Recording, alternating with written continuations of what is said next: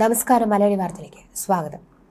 പീഡന ശ്രമം എതിർത്ത ബാലനെ കുളത്തിൽ മുക്കിക്കൊന്ന 20കാരനായ ജോജോയുടെ പ്രധാന വീക്ക്നസ് പ്രകൃതി വിരുദ്ധ ലൈംഗികത എന്ന് വ്യക്തമാക്കുന്ന തെളിവുകളാണ് ഇപ്പോൾ പുറത്തുവരുന്നത്. മാള സ്വദേശിയായ ആബേലിനെയാണ് ജോജോ കുളത്തിൽ തള്ളിയിട്ട് കൊലപ്പെടുത്തിയത്.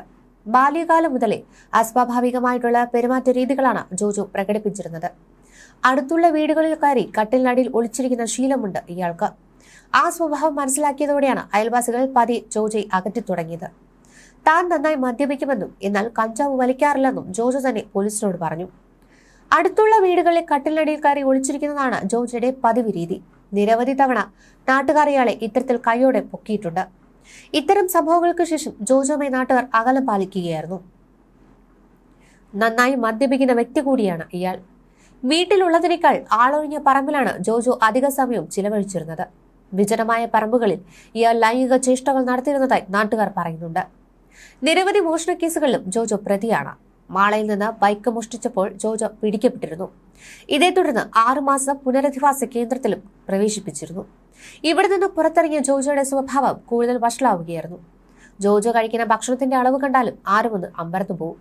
അത്രയേറെ ഭക്ഷണം കഴിക്കുന്നയാളാണ്. കുട്ടികളോടും അവരുടെ അമ്മമാരോടും ചങ്ങാത്തം സ്ഥാപിക്കും. സംഭവ ദിവസം ഉച്ചയ്ക്ക് സുഹൃത്തിന്റെ പക്കൽ നിന്ന് 1000 രൂപ കടം വാങ്ങിയിരുന്നു. പിന്നെ സ്വർണ്ണപ്പള്ളം പാടത്തെത്തി. വളരെ തന്ത്രപരമായി 6 വയസ്സുകാരനെ കൂടെ കൂട്ടി.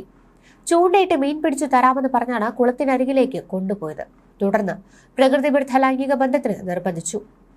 ആവശ്യം നിരസിച്ചതിനൊപ്പം വിവരം മറ്റുള്ളവരെ അറിയിക്കുമെന്ന് കൂടി 6 വയസ്സുകാരൻ പറഞ്ഞതോടെ കുളത്തിൽ ചവിട്ടിത്താഴ്ത്തി കൊലപ്പെടുത്തി.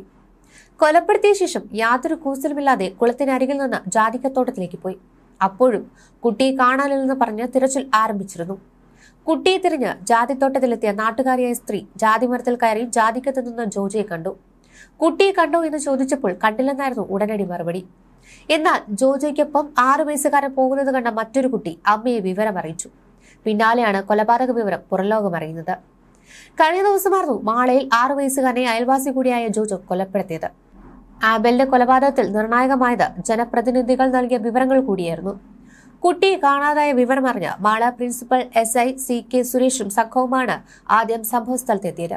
ഇവരോട് പഞ്ചായത്ത് പ്രസിഡന്റ് സാജൻ കൊടിയനും വാർഡംഗം സേതുമോൻ ചിറ്റേത്തും പ്രതിയായ ജോജോയുടെ ഒപ്പമാണ് അവസാനമായി കുട്ടിയെ കണ്ടതെന്ന് പറഞ്ഞിരുന്നു. CCTV ദൃശ്യങ്ങളും ഇവർ പോലീസിനോട് കൈമാറി.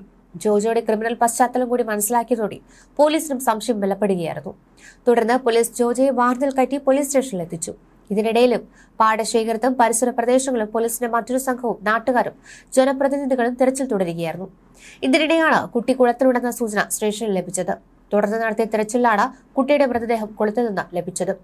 അപ്പോഴേക്കും കുറ്റസമ്മതം നടത്തിയ ജോജോ കൊലപാതക വിവരം പോലീസിന് വിശദീകരിച്ചിരുന്നു. തെളിവെടുപ്പിനിടെ കയ്യേറ്റം ചെയ്യാനും നാട്ടുകാർ ഓടിക്കൂടി.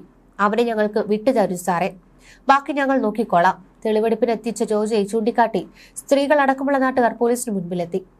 ഞങ്ങൾക്ക് മക്കളുണ്ട് സാറേ, ഇവരെ പോലെയുള്ളവർ ഉള്ളപ്പോൾ എങ്ങനെ വളർത്തുമെന്ന് പറഞ്ഞ് ഒരു സംഘം ഇതിനിടെ പോലീസിന്റെ വലയത്തിൽ നിന്ന് ജോജോയെ പുറത്തേക്ക് വലിച്ചിറക്കാൻ നോക്കി. 10 മിനിറ്റ് നീണ്ട തെളിവെടുപ്പ് അക്രമാസക്തരായ നാട്ടുകാരെ നിയന്ത്രിച്ചുകൊണ്ടാണ് പോലീസിന് പൂർത്തിയാക്കാനായത്. ഏബലിനെ കാണാതാകുന്ന സമയത്ത് ജോജോയുടെ സാന്നിധ്യം തുടക്കം മുതൽ തന്നെ നാട്ടുകാരെ സംശയമുളവാക്കിയിരുന്നു. സംഭവം പറഞ്ഞ ആദ്യമെത്തിയ SI CK സുരേഷിനോട് പഞ്ചായത്ത് പ്രസിഡന്റ് സാജൻ കൊടിയനും പഞ്ചായത്ത് അംഗം സേതുമോൻ ചിറ്റേത്തും നാട്ടുകാരും ഇക്കാര്യം സൂചിപ്പിച്ചു. പോലീസിനും നാട്ടുകാർക്കും ഒപ്പം തിരച്ചിലിറങ്ങിയ ജോജോയോട് കുട്ടി എവിടെ വെച്ചാണ് അവസാനം കണ്ടതെന്ന് ചോദിച്ചപ്പോൾ കുളത്തിന്റെ കരയിലാണെന്ന് മറുപടി നൽകി. സംശയം തോന്നിയ പോലീസ് ഇയാളെ കസ്റ്റഡിയിലെടുക്കുകയായിരുന്നു. വൈകിട്ട് 7 മണിക്ക് കസ്റ്റഡിയിലെടുത്തെങ്കിലും 9 മണിക്കാണ് കുട്ടിയെ കുളത്തിൽ ചവിട്ടിത്താഴ്ത്തിയെന്ന വിവരം ഇയാൾ പോലീസിനോട് പറയുന്നത്. 21 വയസ്സിന് താഴെയായതിനാൽ കാക്കനാട്ടെ കറക്ഷൻ ഹോമിലേക്ക് മാറ്റും. ഏബലിന്റെ മൃതദേഹം തൃശൂർ ഗവൺമെന്റ് മെഡിക്കൽ കോളേജിൽ പോസ്റ്റ്മോർട്ടം നടത്തിയ ശേഷം വീട്ടിലെത്തിച്ചു. പിന്നീട് പൊതുദർശനത്തിന് ശേഷം തെക്കൻ താണശ്ശേരി സെന്റ് സേവിയർസ് പള്ളിയിൽ വൻ ജനാവലിയുടെ സാന്നിധ്യത്തിലാണ് സംസ്കാരം നടത്തിയത്. ഇതിനിടെ മറ്റൊരു സംഭവത്തിൽ വീടിനുള്ളിൽ ആളിപ്പടർന്ന തീയിലൂടെ മരണത്തിലേക്ക് പോയ മാതാപിതാക്കളും മകളും കുടുംബ വീട്ടിൽ അവസാനമായി എത്തി. മകളുടെ പ്രണയം സംബന്ധിച്ച തർക്കത്തിനിടെ പെട്രോൾ ഒഴിച്ച് തീ കൊളുത്തിയ ശ്രീജയെ രക്ഷിക്കാൻ ശ്രമിക്കുന്നതിനിടെ പൊള്ളലേറ്റ ഭർത്താവ് സത്യപാലനും മകൾ അഞ്ജലിയുമാണ് മരിച്ചത്. മകൻ അഖിലേഷിന് പൊള്ളലേറ്റിരുന്നു. ശ്രീനിപുരം കോളനിക്ക് സമീപം റാന്നി റോഡരികിലെ വീടിനും തീ പിടിച്ചിരുന്നു. ഈ വീട്ടിൽ നിന്ന് അല്പം അകലെയുള്ള കുടുംബ വീട്ടിലേക്കാണ് കഴിഞ്ഞ ദിവസം 3 പേരുടെ മൃതദേഹങ്ങൾ എത്തിച്ചത്. 2 കാലുകളിലും പൊള്ളലേറ്റ അഖിലേഷിനെ മാതാപിതാക്കൾക്കും സഹോദരിക്കും അന്ത്യാഞ്ജലി അർപ്പിക്കാനായി ഇവിടെ കൊണ്ടുവന്നിരുന്നു. നടക്കാൻ കഴിയാത്തതിനാൽ കസേരയിൽ ഇരുത്തിയെടുത്തുകൊണ്ടാണ് അഖിലേഷിനെ കൊണ്ടുവന്നത്.